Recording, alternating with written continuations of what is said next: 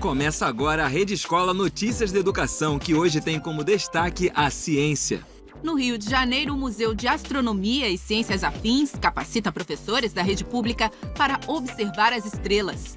Estudando astronomia, se abordam diferentes temáticas, diferentes experiências internacionais mostram que a astronomia é um ponto de encontro das ciências. Vamos aprender sobre o movimento dos planetas. Os planetas estão girando em torno do Sol. Como eles estão sempre em movimento, as suas distâncias relativas sempre variam também. Os 150 anos da tabela periódica. Estudantes de uma escola pública do Rio de Janeiro produzem tabelas acessíveis e inclusivas nas aulas de Química. Essa tabela foi pensada para alunos que venham ter síndrome de Down. A gente traçou o perfil deles, as dificuldades de aprendizagem. A gente tentou sanar isso da forma mais básica, mais barata, mais fácil possível.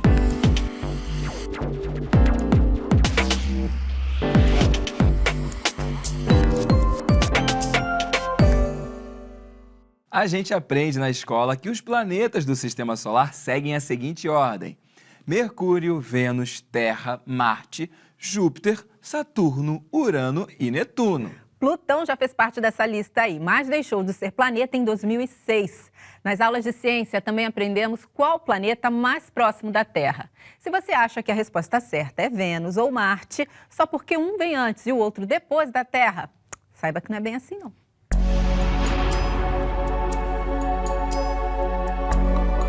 O espaço segue despertando a curiosidade de muita gente ao redor do mundo, mas algumas informações que pensávamos ser corretas acabam se mostrando bem diferentes quando conversamos com um astrônomo conhecedor do assunto. Eduardo Penteado, doutor em astronomia pela Radboud University da Holanda e hoje bolsista do programa de capacitação institucional no MAST, terá a missão de nos tirar algumas dúvidas sobre o Sistema Solar. Com relação à questão da distância das órbitas, a gente sempre estuda e está correto que a ordem dos planetas em relação ao Sol, Mercúrio, Vênus, Terra, Marte, Júpiter, Saturno e Urano. Então a gente pensa que a ordem também de aproximação dos planetas é invariável. É sempre a mesma. Então seria ou Vênus ou Marte mais próximo da Terra, porque eles estão nessa sequência, né, com relação ao Sol.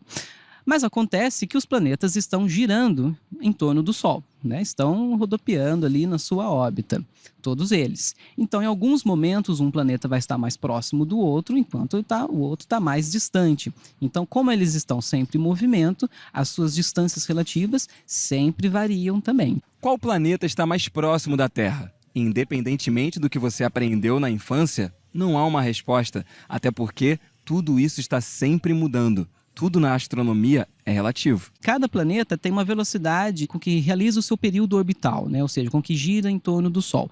Quanto mais próximo do Sol, mais veloz ele gira. Mercúrio gira mais rápido, depois Vênus gira um pouquinho mais devagar, mas mais rápido que a Terra, depois a Terra. E Marte, por fim, gira mais lentamente ao redor do Sol. Então, como o Mercúrio está mais rapidinho, ali pertinho do Sol, é mais fácil dele estar mais próximo da Terra. Então, Mercúrio é, nos últimos 50 anos, o planeta que ficou mais tempo mais próximo da Terra. Mas o que pode se aproximar mais é Vênus, só que por um período de tempo bem mais curto. Desde que Yuri Gagarin viajou pelo espaço em 1961, ou quando Neil Armstrong pisou na Lua em 1969, o sonho de viver em outro planeta começou a se espalhar. Será que algum dos nossos vizinhos poderia receber visitantes? Marte é o planeta mais parecido com a Terra em diversos aspectos, né? Por exemplo, Marte tem uma atmosfera não é tão densa, não é tão rala, a temperatura é mais baixa do que a da Terra, mas não chega a ser congelante, enfim, daria para estabelecer uma colônia, uma visita. No futuro pode ser sim que a gente estabeleça alguma colônia lá, mas eu diria que nós jamais vamos mudar para Marte como espécie, né, como civilização. O sonho de morar em Marte pode não se realizar, mas aprender sobre o espaço e se sentir um pouco mais na órbita de outros planetas é possível com a visita ao Museu de Astronomia, o MAST, em São Cristóvão, no Rio. A aproximação entre cientistas e a sociedade é fundamental para divulgar as informações corretas. Afinal, o que precisa ser desmistificado? exemplo, a questão da viagem para outros planetas, né? O cinema, que é bem legal, mas mostra muitas vezes que é fácil ir para outro planeta, né? E não é. Então, se a gente, vamos dizer assim, destruir a Terra, as condições de vida na Terra, não tem outro planeta para migrar. Acabou. Então, tem que tomar muito cuidado com isso. Não tem um planeta backup. Nós não vamos para Marte. E a gente segue falando de astronomia aqui na Rede Escola. É o projeto Olhar para o Céu Carioca, que já recebeu a visita de mais de 20 mil estudantes e derrubou alguns mitos. Você sabia, Ernesto, que 150 milhões de quilômetros separam o Sol da Terra? Longe, hein? Só um pouquinho. Eu fui até o Museu de Astronomia e aprendi muito sobre o Sistema Solar. Fique ligado na reportagem. Ele deixa qualquer paisagem mais bonita. Astro-rei, fonte de luz e de saúde, o Sol é a estrela mais próxima do planeta Terra. Aqui na cidade do Rio de Janeiro, onde o Sol aparece quase o ano inteiro, professores de escolas públicas e privadas têm a chance de trazê-lo para mais perto das turmas. Entenda como. Aqui vocês vão observar ele mais avermelhado de uma cor diferente. Se vocês estivessem observando a fotosfera com outro tipo de telescópio, com outro filtro, vocês veriam ele branco. E fica sempre aquela dúvida, as crianças têm muito essa dúvida, de que cor que é o Sol. Até a hora de pintar. Estes profissionais aí engrossam um grupo de mais de 70 professores e educadores já capacitados pelo projeto Olhar para o Céu Carioca, do Museu de Astronomia e Ciências Afins e do Observatório Nacional. Todos estão interessados em conhecer detalhes da estrela central do Sistema Solar. Para isso, foram apresentados a um kit que promete facilitar o ensino da matéria e também animar a rotina escolar. Astronomia não é um campo necessário dentro da formação acadêmica na escola básica. E realmente, diferentes experiências internacionais mostram que a astronomia é um ponto de encontro das ciências. Estudando astronomia, se abordam diferentes temáticas. E essas experiências são significativas no que diz respeito ao melhoramento desse objetivo, né? Que é aproximar a ciência das pessoas, que a ciência seja uma questão mais palpável, mais cotidiana. O AstroKit é formado por um telescópio, filtros de mão e apostilas, material que poderá ficar nas escolas por até 10 dias. Enquanto aprendem a utilizar as ferramentas, os professores também ficam pensando no interesse das turmas. Afinal, a astronomia é uma ciência que aguça a nossa curiosidade desde cedo. Mas vamos sair da imaginação, vamos à prática. Escola Municipal Samuel Weiner, Tijuca, Zona Norte do Rio. A coordenadora pedagógica, Liliane, recebeu instruções para usar o AstroKit. Que idade vocês acham que tem o Sol? Mais de 1 bilhão de anos. E Alguém? ele também tem lava, não tem, tia? Não, ele não tem lava, porque ele é feito todo de gás. Sempre gostei de olhar para o céu, olhar para o sol e descobrir como é que o sol era. E essa aula de hoje fez diferença? Fez. Eu aprendi que o sol é uma enorme bola de fogo. Então, a partir daí, a gente vai trabalhar textos, que vamos trabalhar o português, vamos trabalhar quantidades, que trabalharemos a matemática, vamos trabalhar o espaço também, onde a gente pode observar o Sol, que aí a gente vai trabalhar a geografia. Ao todo, 100 alunos de 4 turmas da unidade serão contemplados com o projeto. Eles estão aprendendo coisas que muitos adultos ainda desconhecem. Você sabia que o Sol produz mais energia do que toda a energia gerada pela humanidade na história? A sua temperatura externa se aproxima dos 6.000 graus. Sabia ainda que 150 milhões de quilômetros separam o astro-rei da Terra? E mais, assim como as estrelas, o Sol tem um ciclo de vida. O que vai acontecer quando o Sol morrer? Vai demorar bilhões de anos ainda. Ufa! Até lá, as crianças podem sonhar com um futuro no universo. Meu sonho sempre foi conhecer o sol de perto. Eu queria voar pelas galáxias atrás do sol. 2019 é considerado pela Organização das Nações Unidas como sendo o Ano Internacional da Tabela Periódica. Geralmente, o crédito pela autoria da tabela recai sobre o químico russo Dmitry Mendeleev. Em 1869, ele escreveu os 63 elementos químicos conhecidos na época em cartões e os organizou em colunas e linhas de acordo com as suas propriedades químicas e físicas.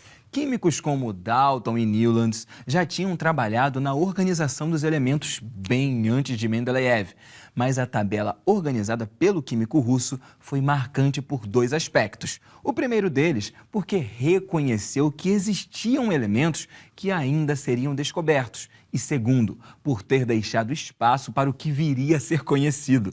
Mendeleev era tão genial que previu com precisão as propriedades dos elementos que faltavam. Para celebrar seus 150 anos, a ONU proclamou 2019 como o Ano Internacional da Tabela Periódica, criada por Dmitry Mendeleev. Para pesquisadores, ele foi um grande visionário por prever espaços vazios para elementos ainda não descobertos e que foram acrescentados posteriormente. Foi assim com o gálio, com o germânio, com o escândio, que eram elementos não conhecidos em 1869, quando Dmitry Mendeleev, cientista químico russo, propôs a primeira versão da tabela periódica que hoje conhecemos e que, ao longo dos anos seguintes, esses elementos foram descobertos e posicionados exatamente onde Mendeleev os previra. É uma forma de reconhecer a importância da química no nosso cotidiano. Tudo respira e transpira química, bioquímica, novos materiais, fenômenos como fotossíntese, combustão, respiração, tudo isso é química. A primeira tabela parece pouco com a que conhecemos na sala de aula. Ela começou com 63 elementos e hoje já conta com 118. A última atualização foi recente. No fim de 2015, a União Internacional de Química Pura e Aplicada acrescentou 4 novas siglas. Hoje os elementos são ordenados assim, pelo número de prótons que cada núcleo contém. O número de prótons em um núcleo caracteriza o que nós chamamos de elemento químico. Mas na época de Mendeleev, ninguém sabia do elétron, do próton e do nêutron. Então o que se tinha era massa atômica, peso atômico. Na época, massa molar hoje. Nessa escola estadual do município de Niterói, no Rio de Janeiro, a tabela periódica saiu dos livros e virou um instrumento de inclusão.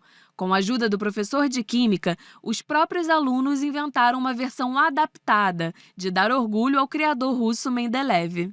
Essa tabela foi pensada para alunos que venham ter síndrome de Down. A gente traçou o perfil deles, as dificuldades de aprendizagem. A gente tentou sanar isso da forma mais básica, mais barata, mais fácil possível. Bem colorido para chamar a atenção, que é uma dificuldade que eles têm. O tamanho dos elementos grandes e as letras também, em decorrência da dificuldade de visão que eles têm. Aqui também a gente trabalha a coordenação entre a visão e o tato, a coordenação motora. Os estudantes já foram convidados para apresentar o projeto da tabela inclusiva em outras instituições. E hoje, ela faz parte das aulas do professor Bernardo e ajuda a aproximar outros alunos da química. Eu imagino que eles olhem para a tabela periódica hoje, pelo menos um carinho de nossa. Essa tabela periódica pode ser usada para alguém com deficiência. Ou olhar para uma pessoa que tem um pouco mais de dificuldade e conversar, olha, vamos usar a tabela periódica dessa forma, não decora não, vamos entender que fica melhor. É importante que o aluno perceba essa aproximação dos elementos que a gente conhece, que estão representados na tabela periódica, para que ele não tenha medo da ciência, não tenha medo da química. Dessa forma, eu acredito que o aprendizado fica mais gostoso, fica mais fácil aprender, não só a química, como qualquer outro tipo de ciência.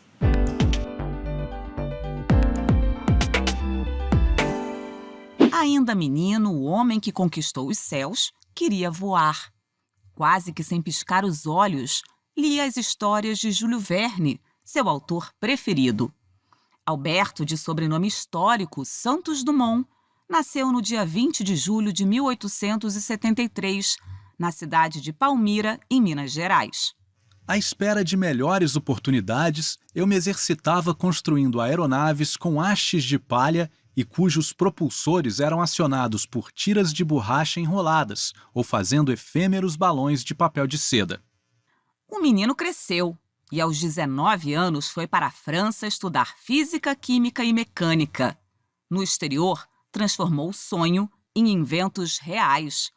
O primeiro deles se chamava Brasil, Brasil em francês, o menor balão criado até então, e depois construiu outro e muitos outros. Aí vieram os dirigíveis. Pela primeira vez, o homem usava no céu um motor a gasolina. A vida de piloto ficou mais arriscada. Ainda bem que Santos Dumont tinha habilidade, sorte e a ajuda dos bombeiros. A fama veio mesmo com 14 bis. Em 1906, Santos Dumont fascinou os franceses ao sobrevoar o campo de Bagatelle, em Paris, num aparelho mais pesado que o ar. Foi com essa proeza que ele ganhou o título de pai da aviação.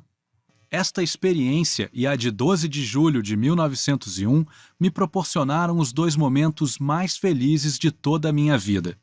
Mas nem tudo saiu como ele planejava. Santos Dumont reprovou o uso de aviões durante a Primeira Grande Guerra Mundial e escreveu para o embaixador do Brasil junto à Liga das Nações. Eu não vejo por que razão não se pode proibir aos aeroplanos jogar explosivos, quando se proíbe jogar veneno na água e projeta-se proibir o uso de gases asfixiantes. Doente aqui estou, seguindo um tratamento para meus próprios nervos. Santos Dumont voltou da França em 1931. No ano seguinte, de forma trágica, cometeu suicídio aos 59 anos e deixou o país comovido com a sua morte. A geodiversidade é um conceito relativamente novo e significa a natureza formada por uma variedade de ambientes, de fenômenos e de processos geológicos que dão origem às paisagens, aos minerais, às águas, aos solos, aos fósseis e outros depósitos que fazem a vida na Terra possível. Eu visitei esse espaço que pertence à Universidade Federal do Rio de Janeiro. Em 750 metros quadrados, os curiosos sobre a origem e formação da Terra conhecem rochas, meteoritos, fósseis e equipamentos geológicos antigos. O Museu da Geodiversidade é o primeiro do tema no mundo. O nosso museu tem uma característica de a gente poder permitir o toque nas peças, que é um pouco diferente de muitos lugares onde o toque não é permitido. Hoje, o Museu da Geodiversidade faz o papel de aproximação da geociência com o público, mostrando que ela pode ser interessante, divertida e importante para o nosso futuro. A geologia é algo muito restrito ao meio acadêmico, propriamente dito. Muitos cientistas não dialogam com a sociedade, assim, e o espaço do museu é principalmente esse espaço de diálogo entre essa ciência que é tão apaixonante que as pessoas desconhecem. Ela está no cotidiano, a geologia ela está presente no cotidiano, em rocha ornamental, em tecnologia, nas construções, né? O museu é um lugar de aprendizagem, é um lugar de divulgação científica. Os visitantes se divertem e aproveitam esse monte de informações que foram coletadas ao longo de 60 anos do curso de geologia aqui da universidade, né? O progresso é importante, sim, mas você tem que saber como isso é formado, né? Então, quando a gente viu a formação dos fósseis, né, dos animais em extinção, da questão do petróleo também, da extração do petróleo, né, um pouco da nossa história também, né, do nosso país. Então é importante demais esse museu porque agrega essa questão da história, a questão da preservação do meio ambiente, a questão da formação do mundo. Né? A geologia, quando a gente vê em sala de aula, é uma parada que é muito abstrata mesmo, sabe? A gente não consegue ter muita essa noção e quando a gente vai até um lugar conseguir ter a possibilidade de ter o contato com aquilo ali direto, né, com conhecimento de forma direta, assim, eu acho que é essencial para a construção de pensamento, de conhecimento e como ser humano mesmo, assim, conhecer o que a gente tem de bem, né, patrimonial, assim, eu diria, no planeta Terra é essencial para que a gente consiga conservar. A geologia pode parecer algo distante e difícil de compreender para quem ainda não visitou o museu. Mas esse estigma desaparece logo que os jovens interagem com a exposição. Alunos da Escola Estadual Lourença Guimarães, da cidade de Aperibé, no interior do Rio de Janeiro, viajaram quase 300 quilômetros para conhecer o universo fascinante das rochas e minerais tão presentes em nossas vidas, mas ainda assim desconhecidas. É divertido que a gente sai assim, se diverte, aprende novas coisas fora da sala de aula. Às vezes na escola a gente fica preso muito na matéria, no caderno, acho que a gente sair um pouco, relaxar um pouco, talvez a gente aprende mais com as imagens do museu. É um ganho fabuloso, não só para eles, como também para a gente, os docentes. A Olimpíada Brasileira de Matemática das Escolas Públicas é um projeto que começou direcionado às escolas públicas e que depois incorporou as escolas particulares. O Instituto de Matemática Pura e Aplicada, o INPA, é o realizador desta que é uma das maiores competições científicas do mundo. Só na edição do ano passado, mais de 18 milhões de estudantes participaram da Olimpíada. Criada em 2005, a OBMEP tem o objetivo de estimular o estudo da matemática e também identificar talentos na área. Esse ano, a Olimpíada chega à sua 15ª edição. A premiação tem data marcada para 3 de dezembro. Vamos ver agora o que dizem os organizadores e os estudantes que já competiram em outras edições. A gente sabe que o talento para o conhecimento e para a matemática está bem distribuído. Ele é o mesmo em todo o país, mas as oportunidades estão muito mal distribuídas. Então a Olimpíada proporciona que a gente abra caminhos e acabe moldando vidas em muitas regiões, sobretudo regiões carentes, onde isso é muito escasso. Eu acho que é um grande estímulo ao estudo da matemática. É uma oportunidade que os alunos têm de terem acesso a um tipo de matemática, um tipo de problema que não é visto em sala de aula. A prova ela é concebida para alunos que não tenham conhecimento em matemática formal, mas que gostem de raciocínio, de lógica, de um pouco de criatividade. Então isso permite que todo ano a prova consiga detectar alunos que não sabiam que gostavam de matemática, que nunca estudaram matemática e que descobrem durante a prova que a matemática pode ser divertida, pode ser um desafio. Se a gente for parar para pensar, tudo é matemática, tudo é matemática, tipo, a gente sai, o horário que a gente vai sair é matemática, o dia é a matemática. A matemática é importante para mim porque ela está presente em todos os lugares do meu dia a dia. Essa é a Escola Francis Raime, que fica no bairro de Jacarepaguá, Rio de Janeiro. Aqui o professor Luiz Felipe Lins e seus colegas promovem um curso preparatório para os alunos que vão participar da Olimpíada. A gente reúne essa garotada para tentar desenvolver uma matemática mais profunda, quer dizer, dar uma matemática mais específica e não uma matemática apenas que eu acredite que seja essencial para eles naquele momento, mas que eles estejam à frente. O que me motiva a vir aqui todo sábado é para mim aprender mais coisas e ser a primeira da minha família a entrar numa faculdade. Eu gosto da matemática, aí eu queria aprender mais um pouco mais. Um estudo de 2014 concluiu que quando a escola participa de maneira proativa, realmente criando toda a dinâmica e entusiasmo, isso acaba se refletindo numa melhora do desempenho médio da escola na Prova Brasil de 26 pontos, o equivalente a um ano e meio de escolaridade a mais. Os medalhistas são automaticamente admitidos no PIC, Programa de Iniciação Científica, que é o programa que consiste de um ano, em que eles têm um mentor, um orientador, que é professor universitário, com quem eles vão aprender matemática de maneira diferenciada numa universidade. Ter recebido esse prêmio da PIC é muita alegria, porque além de receber, né, a bolsa, que nos dá uma grande emoção, né, uma grande felicidade, você também adquire diversos conhecimentos estando lá na universidade, e ainda mais estando com todos, com professores muito bem treinados. É incrível. E isso tem realmente permitido que a gente consiga detectar, então, alunos com talento para matemática e depois formá-los através dos programas de iniciação científica que nós temos. E assim a gente chega ao final desta edição especial da Rede Escola, que destacou a ciência.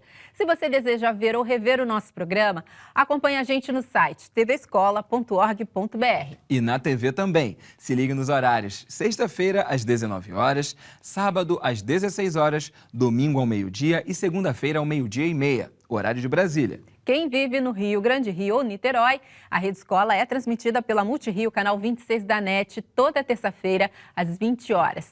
Tchau, gente. Até a próxima. Tchau, tchau.